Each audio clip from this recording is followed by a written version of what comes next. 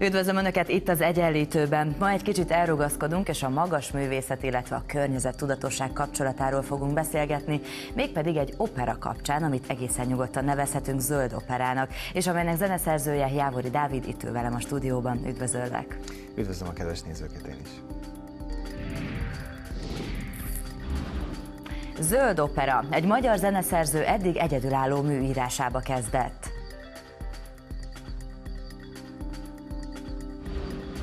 Magas kultúra és környezettudatosság, vajon hogyan tud kapcsolódni egymáshoz a két terület?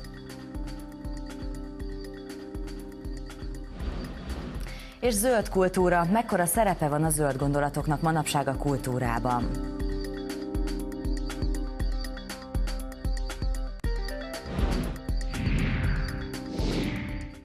Dávid, először is mit kell tudni rólad, mivel foglalkozol? Zeneszerző vagyok, és most 5 éve már Spanyolországban élek, ott alkotok. Nagyjából hangszereléssel és zeneszerzéssel foglalkozom most csak. Édesapád is művész volt, zenész volt, ha jól tudom, egészen pontosan Jávori Vilmos jazzdobos. Igen. Tehát akkor ez egy családi hagyomány nálatok. Így van. Tulajdonképpen most, ami miatt itthon is vagyok Budapesten, az egy emléklemez, amit neki csinálok. Ezen a lemezen közel 110 ember játszik, Wolf Kattitól kezdve Szabadi Vilmoson át, Bogányi Gergelyen át, tehát nagyon sok klasszikus zenész, nagyon sok jazzzenész és nagyon sok pop és soul zenész, akik itthon is, meg Spanyolországban és esetleg Amerikában is ismertebbek, vagy hát világsztárok. És Joan Baez is, ha jól tudom. Joan Baez is az amerikai verzión, illetve a spanyolon rajta van, így van. Ő azért egy nagyon nagy név.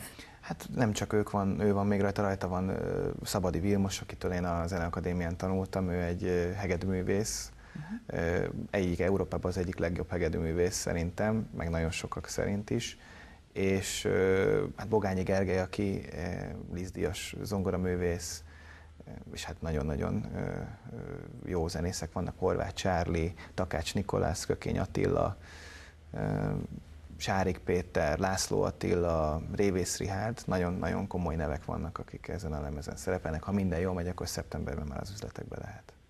Amiért most tulajdonképpen a vendégünk vagy itt az Ozon Networkön, az az, hogy zöld operát fogsz írni. Ez mit jelent egészen pontosan, hogy zöld opera? Az, hogy zöld opera, ez mi a története annak, hogy ezt az operát te megírod? Az, hogy zöld opera, ez így igazából annyiban azért nem állja meg a helyét, mert ez egy opera. A története az a zöld energiákról szól, tulajdonképpen az adja az egésznek a keretét és a történetét. Itt arról van szó, hogy van egy mérnök, aki ugyanolyan történettel rendelkezik, mint a nagy operáknál, az olaszoknál, Puccininál, vagy bármelyiknél, esetleg egy Wagnernél, ugye az nem olasz, de egy kicsit arrébb van, de hogy egy klasszikus opera történet, ahol szerelem van, hazugság, szeretet, irigység. Ugye a történet az ebből kifolyólag egy egyszerű történet, viszont az spékeli meg az egészet, hogy ide a hidegfúzióról szól, illetve hát a napenergiákról, meg a különböző más zöld energiákról, ami biztosítaná a Földnek, illetve az embereknek azt a energia szükségletüket, amit most fosszilis energiákkal próbálnak, vagy hát atomenergiával próbálják ezt elérni. Tulajdonképpen hogy jutottál ahhoz a lehetőséghez, hogy ezt az operát megírd? Én a Valenciai Operaházban dolgoztam a Valenciai Operaháznak a zenekarával, különböző videóknak, illetve filmeknek csináltam kint zenét, és hát ez a zenekar, ez egy nagyon-nagyon jó zenekar. Tőlük kaptam a megbízást erre az operára, illetve egy modern operának a megírására kaptam a megbízást. Az, hogy pontosan miről szól, ez az én... Ez csak utólag derült ki? Nem, ezt én ugye elküldtem nekik a szinopszist, hogy mit szeretnék megcsinálni, és ők mondták, hogy ők azt se tudják, hogy ez micsoda, de hogy nagyon érdekli őket, mert ezt gondolják, hogy ez modern, és hát szerintem is modern, mert ugye az operának az a lényege, hogy mindig az aktuális helyzetről, ami az országban vagy ami a világban van, vagy a szerelemről, vagy a halálról, ezekről születnek a művek. Itt is arról van szó, hogy ugye 2012-ben vagyunk, és közel már 100 éve szennyezzük a bolygót, és tesszük tönkre.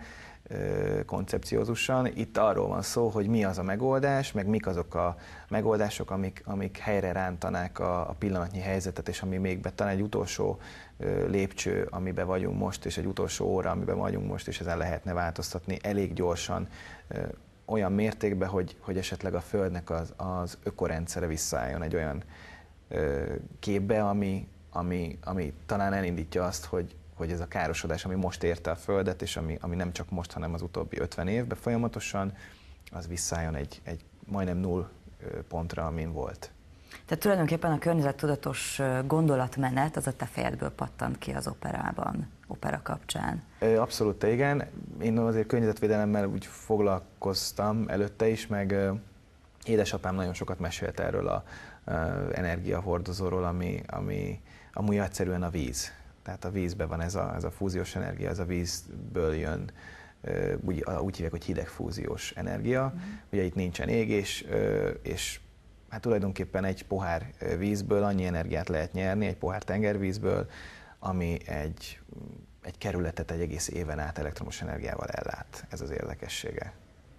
És te arra gondoltál, hogy ezt egy operában kamatoztatod, ezeket az édesapától átvett tapasztalatokat, vagy egyáltalán azért az elég furcsa ezt a két dolgot így összehozni, hogy egy operában tényleg ilyen zöld elemeket, a zöld energiáról szóló részleteket belekomponálni.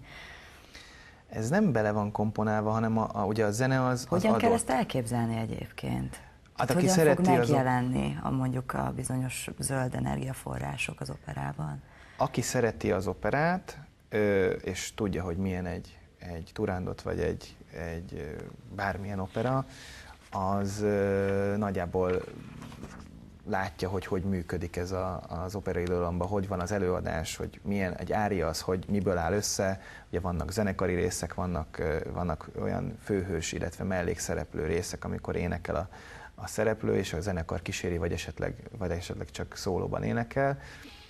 Ez ugyanúgy néz ki ez az opera, mint egy másik opera, zenei stílusában is inkább a régebbi zenéhez hasonlít, mint a mostani zenéhez, bár úgy van hangszerelve, hogy nagyon sok modern zenei dolog is benne van, de nem tehát csak... a klasszikus opera? Abszolút, ez egy klasszikus zene, tehát annyi a különbség, hogy én nem szeretem ezeket a nagyon modern 20. századi zenéket, tehát itt nincs olyan, hogy valaki rácsap a zongorára, vagy megfog egy párnát és berakja a zongora közepébe, és aztán úgy csap rá. Tehát itt csak dallamok, harmóniák vannak, és olyan szívbe markoló részek, amire egy egyszerű ember, aki életében nem volt operába, az végighallgatja, és biztos neki is van olyan, ami már kicsit sok, de nagyjából azt fogja érezni, hogy ez tulajdonképpen film is lehetne, mert a színpadkép is úgy fog kinézni majd, ha kész lesz, ami inkább hasonlít egy akciófilmre, nyilvánvaló drámákkal és romantikus részekkel, de hogy nagyon hamar tud azonosulni a szereplőkkel, annak ellenére,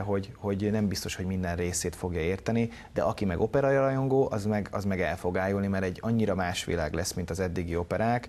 Amitől más az, hogy jelenkorban játszódik, és a jelen problémáit vetíti az ember elé, aki nézi. Nyilván magát a történetet igazából nem lehet agyon ragozni, mert ugye gondolom titkos, tehát nem nagyon lehet még ezt elárulni, hogy miről szól, de azért azt úgy nagy vonalakban el lehet mondani, hogy például a hidegfúzió az hogyan jelenik meg a történetben? Nagyjából annyi, hogy az operának a főhőse, a pozitív főhőse megfejti ugye a fúziós energiákkal is több probléma van, a hidegfúziós energiával az volt nagyon sokáig a probléma, amit szerintem már nagyon régóta kiküszöböltek, csak ezt így valahogy ugye az olajlobbik és a különböző olajcégek, meg azokhoz tartozó országok nem nagyon szeretnék, hogy ez valahol is kiderüljön, de a lényeg ennek az, hogy stabilizálnia kell egy állapotot, amin pozitív energiát termel. Tehát a befektetett energia, ami bekerül a rendszerbe, a kijövő energia az többlet energia. Tehát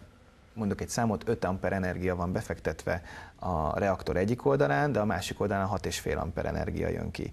Ami a lényeg ebben, hogy másfél amper energiával többet termel a másik oldalon, innen jön létre az örökmozgó, illetve az, hogy ez a reaktor, ez az erőmű, ez tud pozitív energiát termelni. Ugye ez az egésznek a lényeg, és ezt a főhős megfejti, hogy hogyan lehet ezt úgy stabilizálni, hogy ebben ne legyen probléma, és folyamatosan tudjon működni minimális energiaszükséglettel. Hogy állsz most a megírásával? az operának? Hát ez egy jó kérdés. Ugye... Van egyébként egy határidő? Van határidő, igen. Tehát a következő évad, illetve a következő évnek az évadjára kellene, hogy kész legyek a librettóval is, de azt nem én írom, arra még nem találtam meg a megfelelő embert, ez a probléma. Olaszul szeretném a szövegkörnyezetet mindenféleképpen, hogy klasszikus opera érzete is legyen. Meg hát van benne több kórus, tehát több fajta kórus van, ezt most még nem mondom el, hogy milyen, de a lényeg az az, hogy a zenében egy olyan 35-40% körül járok. Annyi az érdekesség, hogy az a lemez, amit most készítek, aminek az a címe, hogy Mi Padre, ezen több olyan rész van, ami az operából van kivéve, tehát klasszikus zenei részek vannak. Ugye alapjában ez egy jazz-soul lemez, de van benne népzene, van benne cigányzene, van benne zsidózene, van benne egy pici török zene is. Inkább egy ilyen crossover stílusú, de hogy bele van illesztve az a pár klasszikus rész, ami az operában is megtalálható. És akkor milyen problémákat érintesz még az operában, ami ezzel kapcsolatos? Megújuló energiákkal, hideg fúzió? Inkább filozófiai mondani valója van, meg hát az emberi részét taglalja elég hosszasan, hogy ugye mennyire gyarló az ember, erről szól elsősorban. Valójában nyilvánvaló az energiákkal több szinten foglalkozik. Ugye egyszer van ez a hidegfúzió, ami elviszi az egészet, de van egy olyan új technika, amit a Nevada Solar fejleszt, ez az Accionának egy leányvállalata. Nevadában van egy sivatag közepén egy olyan napprojektálással foglalkozó parabolikus tükörrendszer, ami egy pontra fókuszálja a napnak az energiáját, ahol ez az egy ponton egy olyan speciális üvegcső fekszik végig, amiben egy nagyon magas hatásfokú olaj folyik. Ez az olaj felmelegszik és egy reaktorba érkezik be, ahol egy nagyon egyszerű módszerrel átalakítják elektromos energiává ezt a hőt, amit ez az olaj letárol. Ez 500 fok körül van, és hát hatalmas siker szerintem. Nagyon kevesen használják még ezt a technológiát, de ami miatt talán nem is használják, a nagyon nagy energiabefektetés, pénzügyi energiabefektetés a megalkotása, de onnantól kezdve minimális energiát igényel az üzemben-tartásra, mert nem nagyon kell vele foglalkozni. Tehát ez egy önellátó rendszer részben, ugye takarítani kell a tükröket, meg a reaktorral kell foglalkozni, de borzasztó plusz energiát ad vissza a hálózatba, az elektromos hálózatba. És akkor még szerepelnek az operában? Tehát mondjuk szélerőművek? Szélerőmű is van, egy speciális gondolákról vannak ilyen félkész tervrajzok. Ugye a szélerőműnek az a lényege, hogy egy elég jó ponton rögzítik az alapzatot, és annak a tetejére egy elektromos gondolát tesznek, ami nagyon egyszerű, úgy működik, mint a biciklin a dinamó. Persze nem így, ennél jóval bonyolultabban, de hogy az alapeljárás az, hogy ugye van egy propeller, egy rotor, és a forgási energiát átalakítja egy kvázi dinamón keresztül elektromos energiává. Ugye itt már olyan rendszerek vannak, ami figyeli a szélnek az irányát, a gondola átfordul a széllel szembe, megváltoztatja a rotorálás szöget, tehát a tollakat, a propeller tollakat olyan szögbe állítja, hogy az minél kedvezőbb legyen, és minél jobban meg tudja fordítani a főtengelyt, majd itt keletkezik egy elektromos energia, és ez visszatárolódik vagy az elektromos hálózatba, vagy különleges ilyen lítiumos akkumulátorrendszerekkel tárolják el az energiát. Erről is szó van. Egy olyan rendszert próbálok majd bemutatni az operába, ami még nem igazán elterjedt, sőt azt hiszem csak a szaudi hercegnek van ilyenje, mert hogy ott fejlesztették ki. Ez egy nagyon speciális rotorelrendezésű, majdnem olyasmi, mint egy gázturbinának a metszete. Ha valaki látott már gázturbinát, azt tudja, hogy működik, elől ugye beszívja a levegőt, és hátul nagyobb nyomással kiadja. És ahhoz, hogy ez létrejön, egy kerozinos folyamatos égésre van szükség. Itt ide nincs égés, viszont a levegőt úgy tudja megforgatni, hogy tulajdonképpen felgyorsulnak a turbina lapátok a végére, és több energiát termel tulajdonképpen, mint a sima, egyszerű gondolás elrendezésű rotoros szélerőmű. Azért ez nagyon érdekes, hogy egy művészember, egy zeneszerző ennyire otthon van ebben a reál témakörben tulajdonképpen, ami így a környezettudatossággal kapcsolatos fejlesztéseket jelenti. Ez nálad hogy alakult ki, hogy ennyire érdekelnek ezek a találmányok, újítások, egyáltalán a környezetvédelem? Hát abszolút egy műszaki ember voltam, és a zeneszerzés szerintem egy műszaki dolog, de minden más is, mert tudni kell azokat a paramétereket, amivel lehet kooperálni. Minden műszaki tudományba a földön kell járni, és tudni kell, hogy mit szabad. A zenébe el lehet szállni, de azt tudni kell, hogy mik azok a határok, ami még a nagyon magas minőségben van, mert a magas minőség és a nagyon rossz között tud lenni egy olyan picike kis határvonal, amit nagyon könnyű átlépni, ha valaki eljut arra a szintre, de az már egy rosszba átcsaphat. Tehát ezek például ugye a mostani modern, nagyon sok olyan modern elismert zeneszerző van, akit nagyon-nagyon istenítenek és nagyon szeretnek, miközben valójában, ha azt nézzük, hogy a munkásságuknak a 10 vagy 20%-a érték, a fennmaradó 80 vagy 70-be vagy 90-ben van olyan, ami konkrétan hallgathatatlan, és ezt ugye nagyon kevesen mondják ki. Biztos most ezért azok a zeneszerzők, vagy azok a zenészek, akik engem néznek, és ezt a stílust nagyon szeretik, azok most nem kifejezetten örülnek, és mindent mondanak a tévé előtt. Nem mondtál konkrétumot. Nem mondtam konkrétumot, igen, bár tudnék. De szóval igen, ez a probléma a zenei részével. Valójában pedig tulajdonképpen szokták azt mondani, hogy a matek és a zene az nagyon közel van egymáshoz, úgyhogy... Igen, ez így is van. Én elhiszem neked. Ez így is van. Az érzelmek azok nagyon nehezen leképezhető dolgok, de ha valaki hallgatott már jó zenét, és szereti a zenét, akkor az érzi, hogy a zene az jobban át tud adni egy érzelmet, akár mint valamikor egy szó. Tehát ez nem véletlen, ez azért van, mert a zene az másfajta nyelven kommunikál az emberi aggyal, meg másfajta nyelven hallja a szív, minden. Ez az, ami a materiális világban az egyetlen olyan dolog, amit nem lehet úgy megmagyarázni, csak érezni lehet. Visszatérve még egy kicsit az operára, azért milyen részek vannak még benne, ami a környezettudatossággal kapcsolatos? Vagy egyáltalán milyen problémakörök? Van egy olyan ária, ami a szoláris tevékenységről szól. Ez tényleg nagyon furcsán hangzik. Furcsán hangzik, mert nem... Tehát egy klasszikus operát mondok mindig, hogy az ember fejébe járjon. Akár Bartóknak a Kék szakálúja is lehetne. Persze nem, mert ezek nagyon nagy művek, de hogy tulajdonképpen a zene az nem hordozza magába ezt a fajta modernitást, illetve hordozza valamilyen részben, de itt igazából a képi világ, ami majd megalkotja azt, hogy ezt egy mai korba tudjuk elhelyezni, egy 2010-be vagy egy 2009-be akár a néző gondolhatja, vagy a 2012-be, vagy amikor nyilván be lesz mutatva, 2013 lesz.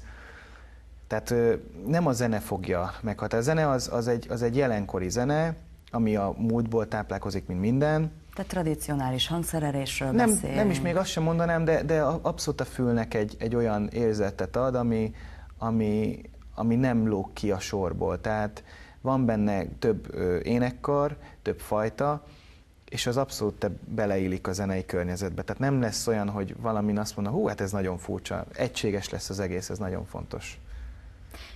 Egy szó mint 100 tartalmilag lesz tulajdonképpen nagyon más. Igen, hát a jelenkornak a legnagyobb problémáját fogja. Kérdeztél valamit, csak aztán utána azt elfelejtettem arra válaszolni. Hogy milyen problémakörök szerepelnek még az operában? Tehát a szolár tevékenységről van egy rész benne, ugye az röviden annyi, hogy napkitörés. Ugye a napnak vannak aktivitási intervallumjai, ami időközönként picit erősebb, picit gyengébb, és ennek a csúcs hatásáról van egy rész az operában, abszolút informatív, tehát a főhős énekel, és mögötte egy ilyen 3D-s lézeres projektálásos eljárással egy hátteret adnak, ahol 3 dimenzióban látják a nézők a napot, ahogy éppen kitör. És hogy mi történik azzal az energiával, ami elhagyja a napnak a tömegvonzási terét, és eljut a Föld felé. Na most tulajdonképpen ugye ennek azt kell tudnia, hogy egy ilyen centralizált szoláris tevékenység az egész életet a Földön eltüntetheti egy pillanat alatt. Ami azt jelenti, hogy itt, ha most történik egy ilyen, akkor mondjuk 5 nap múlva, vagy 4 nap múlva itt 360 fok lesz a felszínen, és minden élőlény elpusztul. Ez egy olyan dolog, ami nem lehet megjósolni, bármikor megtörténhet, és erről lesz tulajdonképpen egy ilyen rövid, informatív rész az operában, ami elmagyarázza az énekes szemszögéből, aki egy szakértő lesz az operában, hogy ez micsoda, és azoknak az embereknek, akik ezt hallgatják magában a darabban is, mert ugye a szituáció az nagyjából úgy zajlik, hogy egy tanár mondja a diákoknak, ők ezt így érteni fogják, és hát belekérdeznek amiket ugye nem tudnak, illetve amik kérdések, és ezek ilyen válasz áriák, tehát úgy van megírva, hogy a főhős az akkori, tehát a jelenet főhőse énekel egy áriát, és abba belekérdez egy-két mellék szereplő áriával. Persze. Tulajdonképpen mi volt a motivációd ezzel az operával? Ez abszolút egy ilyen lárpurlár jelleggel íródott, vagy íródik, vagy azért van egy ilyen nevelő gondolatébresztő szándék is mögötte? Abszolút van. Én azért próbálom úgy élni az életemet, amennyire lehet ebben a közegben, hogy figyelek a környezetemre. Annak ellenére, hogy én azért motorral járok, és az ugye káros anyagokat kibocsát, de bármikor szívesen átülnék egy olyan villanynyal hajtott motorra, ami ugyanazt tudja, amit tud az én motorom is, de hát ennek több akadálya van, és nem én. Először is olyan árakon árulnak ilyeneket, ami megfizethetetlen, pont azért, hogy ne hagyják ezt a benzin, illetve üzemanyag, fosszilis üzemanyag centrumot a világnak a központjából, mert ahogy ez megszűnik, akkor egy komoly gazdasági átalakulásnak kellene lennie az egész globálisan a Földön. Tehát ez egy hosszú téma. Röviden annyi, hogy én nagyon szeretem az összes olyan dolgot, ami a környezethez közel áll. És használok is olyanokat, amik vagy újrahasznosított dolgok, vagy pedig környezetbarát dolgok. Például? Például van egy olyan térdvédő szettem, ami újrahasznosított műanyagból van. Akkor van olyan, Spanyolországban van olyan bútorom, amit nem én vásároltam, a cég vett nekem, akinél dolgozom, de azt vették, amit én szerettem, az is újrahasznosított anyagokból van. Nem nagyon tévézek, tehát minden olyan elektromos energia, vagy minden olyan készülék, ami elektromos energiát használ, azt úgy nagyon nagyjából mellőzöm. Nyilvánvalóan a zeneszerzéshez szükségem van hangszerekre, amik ma már elektromosan működnek. Ez egyértelmű, hogy erre szükségem van, meg hát telefon is, meg laptopot is használok, de van a lakásban szőnyeg, ami ilyen újrahasznosított anyagokból van. Akkor olyan vizet iszok, ami ugye egyedülálló, mert Spanyolországban van 2 olyan üzem, ami átalakítja a tengervizet édesvízzé. Kristályokkal, különböző kristályokkal próbálják az édesvíz kristálytartalmat elérni, bizonyos százalékban jól is, sikerül is. Nyilvánvalóan nem olyan az íze a víznek, mint egy forrásvíznek itthon Pesten, vagy egy nagyon jó minőségű ásványvíznek, de azért iható. Hát abszolút iható. Abszolút iható. Például ezt a vizet iszom én is, és amúgy meg nagyon szeretem, mert van benne más olyan vitamin, olyan anyag, ami amúgy az édesvízben nincs, mivel hogy tengervízből van. Mindjárt folytatjuk a beszélgetést, most néhány perc szünetet tartunk, aztán folytatjuk a kulturális kalandozást.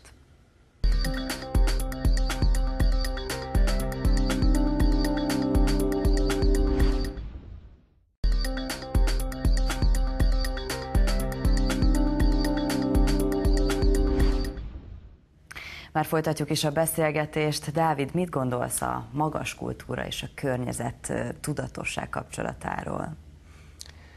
Azok az emberek, akik ezt a kultúratípust preferálják, azok szerintem környezettudatosan próbálnak élni, vagy legalábbis egy részük biztosan ezt előtérbe helyezi. Tehát nyitottabbak a környezettudatos megoldásokra? Jobban informáltabbak ezekről a dolgokról szerintem, már csak azért is, mert a magas kultúrában nálam beletartozik egy gyönyörű szép festmény, ami értelmezhető, hogy mi, meg egy nagyon szép zene, vagy egy nagyon szép darab.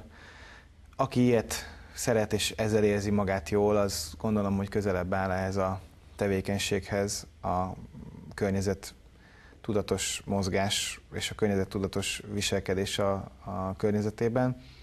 Nyilván ebből kifolyólag jobban tudja, hogy mi az, ami környezetbarátabb anyag az életébe, és amit inkább jobban használ, vagy gondol a jövőre is, hogy inkább azt használja, ne a másikat, ami egyszerűbb, talán olcsóbb is, de jobb, hogyha jobb minőségűt és a környezetbarát anyagot használja az életében. Egyébként, hogyha már a zenénél tartunk, a hangszerek kapcsán lehet beszélni környezettudatos megoldásokról? Bizonyos tekintetben igen, amúgy nyilván vannak olyan hangszerek, amiknél nem lehet mellőzni a faanyagot, meg az olyan anyagokat, amihez szükség van élő flórájú vagy élő rendszerű anyagokra. A zongoráknál van egy érdekesség, ugye régen, talán a 80-as évek eleje vagy 70-es évek vége fele kezdték folyamatosan lassanként betiltani az elefántcsontnak a használatát a billentyűzeten. És ma már olyan műanyagokat fejlesztenek, ami tényleg ugyanazt a hatást éri el, sőt, talán sokkal jobb is már. Ezek nyilvánvaló környezetbarát anyagok, már azért sem, mert nem pusztítanak el érte semmilyen elefántot. Aztán a zongorakészítésnél még van egy érdekesség, nem mondom ki a nevét a cégnek, akik Nyugodtan készítik. Kimondható. Igen, mondhatom? A Bösendorfer és a Steinway között van egy különbség, azon kívül, hogy a Steinway egy csillámosabb hangú hangszer, és más menzúra szerkezettel rendelkezik, belső rendszerrel rendelkezik. Az a menzúra szerkezet. Hát, hogy belül mi van, így a menzúra az, amin megszólal a hang, vagyis a húrok is vannak, az a rezonáns, az a farész, tehát így több dologból épül össze. Tehát ugye eltér a Bösendorferhez képest, de a Bösendorfernél van egy olyan technológia, hogy ők tulajdonképpen olyan préselt fákat használnak, ami hát részben van egy rész, ami olyan, mint egy konyhabútor. Most ez nem így van, mert ez most nagyon túloztam, de hogy olyan faanyagot használnak, ami ilyen darált pozdorja-szerű fából van, és ezt használják például a testnek az elkészítésére, ami a külső test, amit egy hallgató is lát a színpadon. Persze ez le van lakkozva, tehát azt nem lehet látni, hogy mi van mögötte. A Steinway-nél más, ők igazi faanyagot, élő faanyagot használnak, nem olyat, amit utólag préselnek nagy nyomással, stb. Itt is vannak ilyen eljárások, hogy préselik a fát, és nagy nyomású környezetbe teszik, ahol a formát elnyeri, de más az eljárás. Annak ellenére mind a két zongora márka csodálatos hangszereket készít. Én a régebbi hangszereket szerettem, amik még egy ilyen 10-15 évvel ezelőttiek, ott más anyagok is voltak, a ragasztók is mások voltak, most már műanyag ragasztókra tértek át, talán azért is, mert környezetbarátabb, de szerintem inkább azért, mert olcsóbb, és talán lehet, hogy tartósabb is. Egyébként a hangzás ezek miatt, a változtatások miatt nem változott? Biztos, hogy változott, én azt hiszem a régi hangszereknek a hangját. Ha azt vesszük, hogy egy kremonai hangszer, egy hegedű, aminek több réteg lakja volt, több festék, több volt, mint egy mai hangszernek, ma is csinálnak hangszereket. Ugye azért a hangszerkészítés egy olyan dolog, hogy főleg a hegedű, hogy egy nagyon összetett, hosszú időt igénylő folyamat, mint egy szamurájkard, egy japán katana, az is több éven át készül, vagy esetleg egy Isztambul cin szett a dobosoknak, amit szintén egy mester készít, hogyha nem gyári, tehát nem egy gyár gyártja le, egy gépsoron. Ugye mindegyiknek a kézzel készített dolgoknak jóval nagyobb élettartama szokott lenni, az esetek nagy többségében, illetve jobban is szól, és ezek az anyagok, amiket használnak a kézzel készített hangszereknél, azok közelebb állnak az eredeti anyagokhoz, mint amit ugye gyárban csinálnak, mert ezeket a hangszereket is már gyárban csinálják, vannak kézi munkák, amiket kézzel kell elvégezni, de hát a beemelést, magát a kiöntést, azt már nem egy ember csiszolgatja napokon át, éveken át, hanem egy formába beöntik az anyagot, ott elkészül, kiszáradás után a sorjázásnál, ugye, amikor azokat a részeket, amiket el kell tenni, egy ember végzi el, de már géppel, szóval mások ezek az anyagok, mint a régiek. Most nézzük meg egy bejátszást egy korábbi adásunkból, ahol láthatjuk, hogy a popkultúrát is elérte a zöld gondolkodás. Anna, te hogy kerültél a képbe, hogy került rád ez a ruha, és egyáltalán Évával kapcsolatban? Mert ha jól tudom, akkor több megjelenéseden, koncerteken szokott téged támogatni a ruháival. Pontosan, hát a mi kapcsolatunk évekre megy vissza, ugyanis van egy közös ismerősünk, Mészáros Katalin, Katika néven, aki az összes videóklipünk megálmodó és megalkotója, ő a rendezőnünk, egyébként operatőr végzettséggel, és ugye nekem ő csak Csúcsi, és Csúcsival és Katikával csináltuk az első 4 jelmezes klipünket, és az utolsó ugye a Gyáva forradalmára pedig egy koncert videóklipet vágott össze a Kati, és ezekben szerepeltek ezek a ruhák, valamint specifikusan ez a ruha 2008-ban, amikor a Papp László sportarénában a Lenny Kravitz előzenekarai lehettünk, volt alkalmunk, akkor én tulajdonképpen megtöltöttem a sportarénának a nagy színpadát ezzel a ruhával, fantasztikusan nézett ki. Tehát utána évekig még visszakérdezték, hogy mi volt az a gyönyörűség, ami így lobogott utánam, és ugye rendkívül szépen visszaverte a fényt, és könnyűsége miatt pedig egy ilyen habos báli ruha volt. Kinek az ötlete volt az, hogy te ezeket a ruhákat viseld? Hát igazából én ezt megláttam egyszer, és rögtön az én ötletem lett, és úgy kúnyeráltam a Csúcsikától, hogy hát most is például az adás előtt megkértem, hogy ha lehet, akkor ezt egy koncert erejéig, ezt a gyönyörű, színes, habos babost én hadd kérjem kölcsön. Ugye ezek nagy kincsek a koncerteken, vagy bármilyen fellépés alkalmával. Olyan nincs, hogy mondjuk szerveződjön néhány zenész, művész, hogy kicsit kiálljanak a környezettudatosság mellett? Szerintem azért erre volt már példa, és ez szerintem nagyon helyes, hogyha így meg tudunk szólítani még több embert, vagy így tud ez menni. Egyelőre azt látom, hogy azok a dolgok tudnak működni, és mennek át a média szűrőjén, ami mögött valami komolyabb anyagi érdekek is vannak. És most azért lássuk be, hogy a jelen helyzetben a környezettudatosság igazából 20-rangú dolog. Sajnos, én azt mondom, hogy sajnos. Én szerintem az összefüggések olyan mélyre mennek, hogy kicsit azért is van most ilyen gazdasági krak, mert még mindig egy olyan fajta modellt erőltetünk rá a társadalmakra, és nem csak Európára, hanem a civilizált világra, tehát a nyugati féltekére, ami gyakorlatilag egy második világháborúban kikísérletezett és azóta működő dolog. Tehát én szerintem nonsens, hogy még mindig az Otto motorral működnek az autók, amit 1910-es években fejlesztettek ki. És hogy van egy ilyen erőlködés, hogy még ameddig lehet, akkor ezeket így futtassuk ki, iszonyatos nagy üzleti érdekek vannak, mit nem akarok okoskodni, ez szintén nem az én dolgom. Nekem az a dolgom szerintem, hogy ami az én környezetemben lehetőségem van, és ez elsősorban a családom, ott megpróbálják egy olyan hozzáállásbeli gondolkodásmódot kialakítani a kisgyerekeimnél, meg itt, hogy ez tudjon elindítani valami fajta változást. Téged mi aggaszt a legjobban egyébként, ami a Földdel kapcsolatos? Ami a Földdel kapcsolatos? Hát nekem az egy picit furi, hogy van egy ilyen tehetetlen húzó ereje ennek az egésznek, és hogy sok esetben már meg lehetne oldani könnyebben a dolgokat. Szerinted nyugodtan folytathatod egyébként a dúdolgatást, zeneszerző vagy. Szóval ezeket az embereket, akikkel az interjút készítettem, ismered egyáltalán? Hiszen ők a popkultúra szerves részei. Szóval nem biztos, arra akarok csak kiukadni. Látásból ismerem, amúgy én írtam elég sok popzenét is még, mikor itthon voltam, szóval közel áll hozzám a popzene. A popzenének inkább az a magasabb szintje, ami hát inkább Amerikában vagy Spanyolországban van. Itt azért a popzenének egy olyan mesterségesen lenyomott szintje van,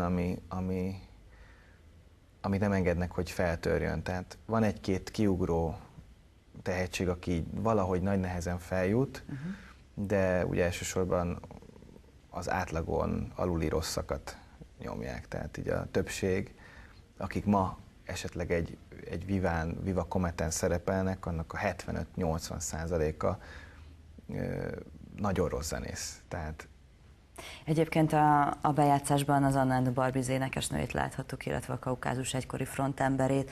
Egyáltalán arról mit gondolsz, hogy művészi szerepvállalás, a környezettudatosság mellett?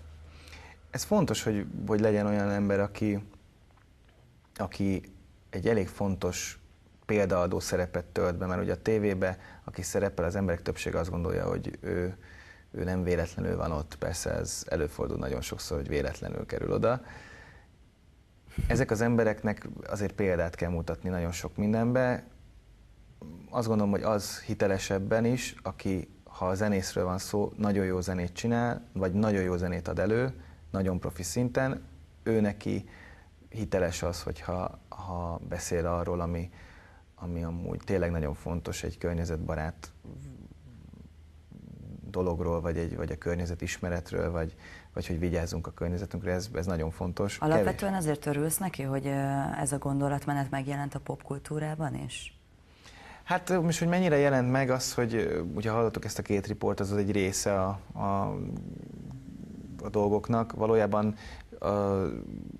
az egész világszinten nagyon gyenge ez a hozzáállás. Tehát nem a magyar popkultúrában, hanem a világon mindenhol. Nagyon én nem látom, hogy amúgy a magyar zene foglalkozna, vagy a magyar kultúra foglalkozna a zöld gondolkodással. Talán azért is, mert az ország se nagyon foglalkozik vele szerintem, tehát ennek köze van hozzá. Te személy szerint mit lesz a legégetőbb problémának a sok közül egyébként, ami a Földet érinti? Ugye említetted hát már, hogy téged nagyon foglalkoztatnak. Mondhatnám azt, a föld felmelegedése, ugye ez egy standard, mindenki ezt mondja. Nagyon sok olyan probléma van, ami most már egyre jobban gyülemlik fel, és mindegyikkel nagyon-nagyon kellene foglalkozni. Igazából nem tudnék olyat mondani, ami a legfontosabb, mert körülbelül van 6 vagy 8 a fejemben, ami számomra nagyon fontos. Az a hulladék újrahasznosítás az egy nagyon fontos dolog, de van egy olyan projekt, amiről tudok, és hát nagyon kevesen tudnak, talán majd itt a műsorban is szerepelni fog. Egy olyan speciális anyagnak a fejlesztése, ami arra hivatott, hogy a nehéz vizet, ami a nukleáris erőművekbe a hűtést szolgálja, ez tulajdonképpen a rádióaktivitását majdnem, hogy több mint a 80%-ával csökkentené, plusz a méretét is. Ugye ez egy nagyon komoly technikai ugrás lenne, mert hogy azok a reaktorok, amik most léteznek a világ összes pontján, azoknak le kell tárolniuk azt a vizet, amivel hűtik a reaktornak a belső elemeit, ugye a fűtőelemet, a grafit szálakat, amivel állítják ugye a fűtési egységeket. Nagyjából úgy néz ki, hogy van egy pár ilyen ceruza, egy tokba, és azt így húzogatják le föl, ezzel változtatják azt, hogy milyen energiát adjon le a fűtőelem, amit ugye folyamatosan ezzel a vízzel, ezzel a nehéz vízzel hűtik. Na most ezt a vizet ugye, amikor már nem használható tovább, a sugárzása és a millió más dolog miatt, ezt ugye le kell tárolni. És hát 100 év, mire történik vele valami, ez az anyag pedig arra hivatott, hogy ezt a 100 évet redukálja 30-ra vagy 20-ra, plusz az ekkora helyett ekkorát csináljon belőle. Tehát ez is egy nagyon jó koncepció, számomra szerintem ez is egy nagyon fontos dolog, hogy egy ilyet engedjenek tért hódítani, mert nagyon sok, a mai napig még mindig ugye a nukleáris energia fedezi a Földnek egy nagy részét. Úgy személy szerint egyébként mindenkinek a személyiségéből fakadóan azért van olyan problémakör, ami inkább aggasztja. Tehát, hogy például túl sokan leszünk a Földön, a túlnépesedés, vagy hogy a tengerszint emelkedés miatt eltűnnek. A túlnépesedés ez egy nagyon jó dolog, amiről beszélsz. Igen, ez engem pont, hogy nem. Mármint, hogy a témáról beszélsz, úgy értem, igen. De hogy igen, az például nagyon zavar. Ugye az emberiségnek több filozófus is ezt leírta, hogy az a legnagyobb baja, hogy önpusztító, mint bármilyen komoly betegség, amiben bele lehet halni. Ugye redukálja folyamatosan, illetve önmagát másolja folyamatosan, ahogy a betegség is, és aztán fölülkerekedik az anyatesten, ami az életet adja neki. Ugyanez az ember szerintem is, hogy nagyon sokan vagyunk már a bolygón, amit ez a bolygó még elbír, még nagyon sokáig elbírna, több embert is elbírna, de nem ebben a környezeti feltételben, amiben most van. Tehát itt kristálytiszta levegőnek kellene lennie, itt mindennek tökéletesen kellene működnie környezet szempontból, nem emberi szempontból, hogy ezt még Tagyán tudja valamennyi ideig csinálni, tehát hogy a dupláját is elviselje, még egy 13-14 milliárd embert. De szerintem ennek valahogy határt kellene húzni, és ezt most nem úgy mondom, mint egy szélsőség, mert ez abszolút nem erre gondolok, csak hát nagyon-nagyon sok ember van a Földön, és ezt nem biztos, hogy elviseli a bolygó. A környezetedben mennyire téma a környezettudatosság? Magyarországon nem jellemző azok, akiket ismerek, mert itt sokkal több és nagyobb problémák vannak az emberek életében, mint a környezettel való foglalkozás. Tehát nem jutnak már el odáig a mindennapi életnek a problémái, igen, a mindennapi életnek a problémáit próbálják leküzdeni, és így nagyon nehéz arra gondolni, hogy mi lesz 100 év múlva. De Spanyolországban nagyon sok olyan embert ismerek, ugye az operával kapcsolatban is megismertem olyan cégeket, akik napelemgyártással foglalkoznak, gondolát készítenek, gondolához elektronikát, szélerőműbe, vízerőműhez turbina áramlási teszteket folytatnak, a lamelláknak, a összetett dolgokkal foglalkoznak. Meg hát ugye ez a vízerőmű, akik átalakítják a vizet is. Édesvízi, a tengervizet, ők között sok olyan embert ismerek. Meg van egy olyan projektem egy barátommal, szeretnék építeni majd egy ökoházat magamnak Spanyolországba. Ez egy hosszú távú dolog, tehát ez egy 5 éves dolog. Ott egy csomó olyan dolog, technika lesz majd az épületben, ami ma még ilyen nagyon furcsán hangzik, de addigra már, ha nem is kiforrott technika, de nálam már lesz olyan. Úgyhogy itt nem nagyon foglalkoznak vele, de Spanyolországban jóval többet, igen. Mennyire vagy egyébként optimista? Mert sokan azt mondják, hogy most már hiába teszünk bármilyen erőfeszítéseket, igazából veszett fejszennyele. Visszafordítani semmiképpen nem tudjuk a folyamatokat, de még abban is kételkednek sokan, hogy egyáltalán elassíthatjuk. Ez szerintem azért nem igaz, mert én hiszek az Istenben elég mélyen, és ha azok az emberek, akik ezt az egészet próbálják irányítani, és ők is hisznek az Istenben, akkor azt gondolom, hogy talán meg is lehet fordítani ezt a folyamatot. Nagyon komoly hit kell, és nagyon komoly szakértelem. Tehát a hitnek és a tudománynak együtt kell működnie, kéz a kézben, mert mindent a Jóisten teremtett, és hogyha eljutunk a tudományba egy olyan pontra, ahol már kérdés merül fel, hogy innen tovább hova megyünk, akkor csak az Isten tudja a választ rá, mert az emberi elme az túl rövid és túl pici időt lát át, hogy ezt össze tudja tenni. Ez az Istenem múlik abszolút, és ő tudja meghatározni azt az apró pici pontot, amit mi kutatunk, vagy a legnagyobbat, amit szeretnénk tudni, hogy mekkora. Tehát, hogyha az Istennel együtt... És szerinted ez reális, hogy a tudomány és a hit együtt működjön? Abszolút reális. Hát ugye azon alapul a tudomány, hogy kételkedtek az egy rendszerben, hogy Isten alkot mindent, és innen indult el. Aztán utána visszaért ugyanerre a körre, mert a legnagyobb felfedezők is mélyen vallásosak voltak, bár kutatták, hogy miért van az, hogy nem lapos a Föld, hanem kerek, és miért mi forgunk a nap körül, és miért nem ő körülöttünk.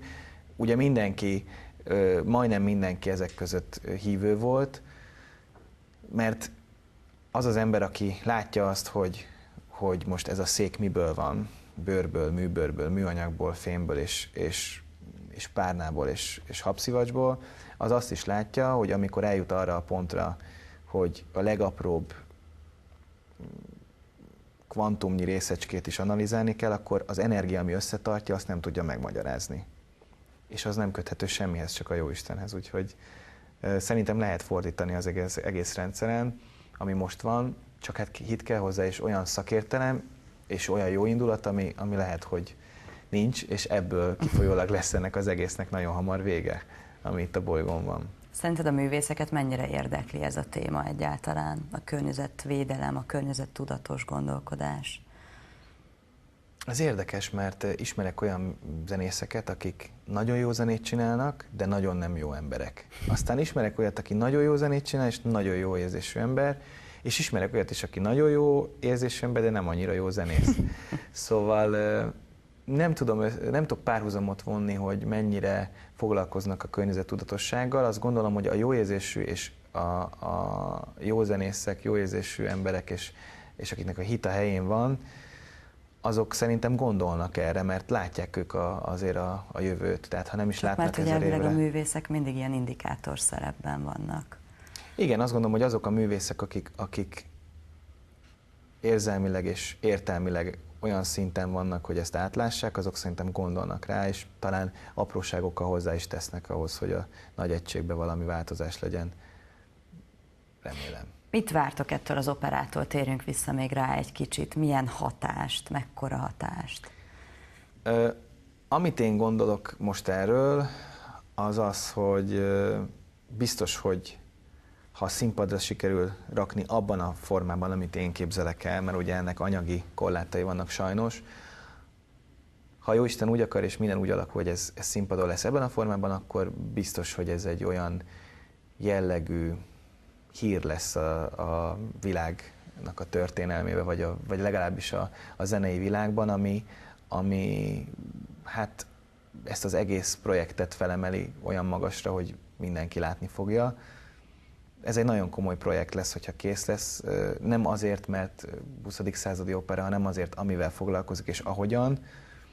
A zenei részében reménykedek, hogy maradandót alkotok, de hát ezt majd a történelem fogja eldönteni, mert nagyon sok olyan zenész is volt, akik nagyon nagyot alkottak, de hát a saját korukban meg éhen haltak, festők között is nagyon sok ilyen volt. Úgyhogy remélem, hogy jó lesz, és tetszeni fog mindenkinek. Az biztos, hogy mindenhol lesz róla szó, mert olyan problémákkal foglalkozik, ami abszolút aktuális, és hát mindennapi. Hát igen, de úgy általában a művészet azért komoly hatásokat tud kiváltani, szóval abszolút megalapozott az, amit mondasz, csak azt akarom mondani. Mondjuk az megint egy más kérdés, hogy ugye mennyire érdekli az embereket ez a környezettudatos hozzáállás, tehát mennyire hatja meg majd őket egy ilyen tematikájú opera. Az biztos, hogy elgondolkoztatja őket elég komolyan. Az az igazság, hogy én azt gondolom, hogy soha nem, vagyis a mai világban már nem a többségen múlik a döntés, hanem a mai világban azon múlik egy döntés, hogy ki milyen pozícióban mit tehet meg és mit nem. Egy legfelső körben lévő politikus, aki maga köré gyűjt olyan erőket, akik döntésképesek, és sokan vannak, most mondok egy számot, 50 ember, és ebből 40 világvezető cégnek a vezetője, igazgatója, vagy igazgató tanácsának a vezetője, vagy valami nagyobb beosztású valaki. Biztos, hogy ez az 50 ember olyan változtatást tudna véghez vinni a Földnek az életébe, ami a többség számára érezhető lenne. Tehát ha itt holnap azt mondaná Amerika, Kína és mondjuk Oroszország, meg mondjuk az afrikai régióban nagyon sok államország, hogy innentől kezdve megszüntetjük a fosszilis energiáknak a használatát, akkor egyik napról a másikra itt gyümölcsöző üzemek működnének, villanyautó, villanymotor és egyéb olyan energiákkal rendelkező eszközök, amik nem igénylik a fosszilis energiákat, és így a levegő jóval tisztább lenne. Tehát, hogyha valaki felmegy most itt bemegy a Bajcsira, vagy elmegy a körútra motorral, vagy biciklivel, és utána felteker a normafához, akkor mindenki érzi, hogy mekkora a különbség. Nem a szintkülönbségre gondolok, hanem a levegőre. És ezt létre lehetne hozni egy döntéssel az egészet. Csak hát ehhez kell egy folyamat, kell egy erő, meg hát kell hozzá az, ami még nincs meg még mindig ebbe a rendszerbe, ebbe a bolygóba, illetve hát minden országban ugyanez van. Mi a legfőbb akadálya? Az ember. Mint mindenben az ember. Japán az egyetlen egy olyan hely, amit ugye a fukushimai reaktorrobbanás óta történt, hogy ugye 54, azt hiszem 54 reaktora volt, és ebből most zárták be az utolsót áprilisban, ha jól tudom. Ami egy olyan szemléletváltást jelent az emberi civilizációban szerintem, ami azt tükrözi, hogy hopp, itt arra kellene gondolni, hogy itt talán lesz még 100 év múlva is ember, és lehet, hogy a Földnek is jó lenne, hogyha megmaradna. Igaz, ők azért tették ezt, mert volt ez a probléma. De ők már előtte is nagyon sokat foglalkoztak a zöld energiával. Én személy szerint nagyon tisztelem a japánokat, már csak azért is, mert olyan emberi erő van bennük, ami nagyon kevés népben van. És hát talán... Azt hallottad, hogy több ország is követni szeretné Japán példáját egyébként? Az, hogy valaki szeretné, meg az, hogy megteszi, az teljesen más. Én is hallottam már olyat, hogy holnaptól ingyen fognak osztani kürtös kalácsot minden sarkon, de ez persze nem azt jelenti, hogy így is lesz. Meg olyanról is volt szó, hogy megszüntetik az összes nagyvárosba az utcán élő embereket. Ez már amióta az eszemet tudom, erről szó van, és persze egyre többen vannak, szóval akik igazi lépést tettek, azok a japánok. A többiek csak mondják, ez egy könnyű mondani, de meg kell csinálni, ez a nehéz. Ahogy az operádat is meg kell majd csinálnod, és én nagyon sok sikert kívánok hozzá, hogy befejezd, és majd, hogyha egyszer majd kész lesz, akkor nagy sikereket érjen el ott Valenciában. Ott leszel szerintem, biztos majd a bemutatón. Köszönöm szépen, Dávid, hogy itt voltál ma velem. Köszönöm a nézőinknek is, hogy velünk tartottak, tegyenek így legközelebb is, ha pedig korábbi műsorainkat újra megtekintenék, látogassák meg a honlapunkat, a www.ozonnetwork.hu-t. Viszontlátásra!